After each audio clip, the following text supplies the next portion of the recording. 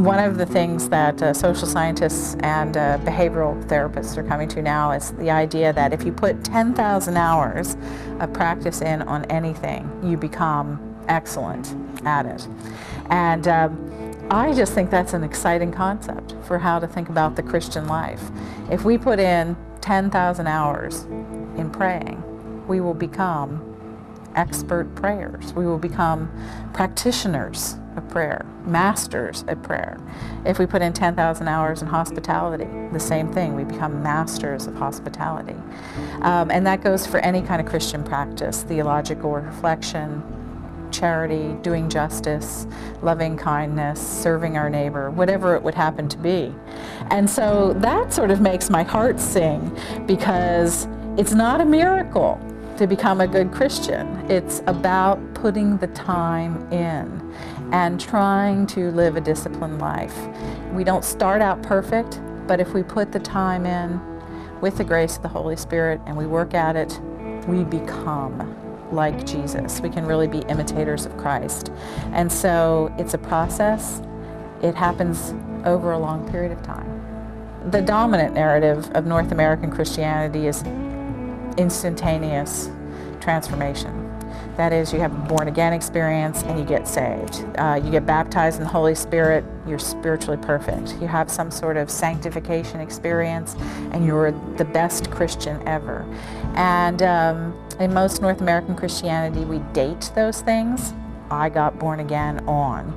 And it was like one moment you're something and the next moment you're something else. So that is the dominant narrative. The dominant narrative flies in the face of the historic Orthodox narrative of the Christian tradition. And that is that it all takes time. You go back to any of the early Christian fathers and mothers, people like Gregory of Nyssa, people who were in the desert traditions, St. Augustine. You go back to all of this early literature of the Christian church, and what it all says without hesitation is these things do not happen instantaneously.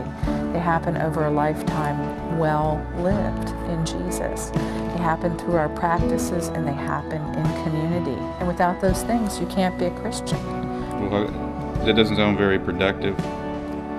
Well, it certainly doesn't sound very American. And it doesn't sound like it's going to be a quick fix for anything. But what it does sound is, it sounds like the meat of the gospel, as Paul urges us toward. And it sounds human. Because which of us can wake up in the morning and all of a sudden be like Jesus? It just doesn't happen that way. We're on a journey. We're on a pilgrimage. And so much of the Christian tradition attests to that. I think it's interesting that in the earliest Christian communities, a lot of people didn't get baptized at the beginning of the Christian life because of this idea of process of becoming an imitator of Jesus, but rather reserved baptism until their deaths when they were closer to being Christian. And so baptism became sort of the final sacrament before one came to that new part of one's life, that completion that death brings of earthly journey into the eternal journey.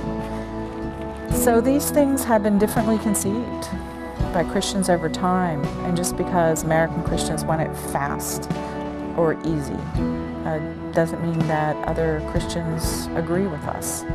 And I think that the early church has a lot to teach us in this regard. Joy is not cheap? Joy is always free, but it's not cheap. That makes sense.